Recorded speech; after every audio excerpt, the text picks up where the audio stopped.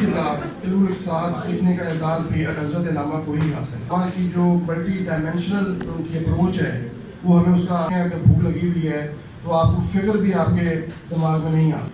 جہاں زندگی کے ہر پہلو پہ روشنی ڈالی ہے وہاں خاص طور پر اس نزدیک دم توڑتی انسانیت کا علاج اسلام کا انقلابی نعرہ قرآن نہیں ہے وہی سرمایہ داری بندہ مومن کا. کے نام میں ایسے اشعار کثرت سے موجود ہیں جس میں جتنے میسج پہ میسج آ رہے ہیں کی بنیاد اسلام ہے. ان میں وہ نقائص نہیں پائے جاتے جو سرمایہ دار نزدیک انسانیت کی فلاح اسی میں ہے. اسلام کے معاشی نظام کو اپنا لے کیونکہ اس میں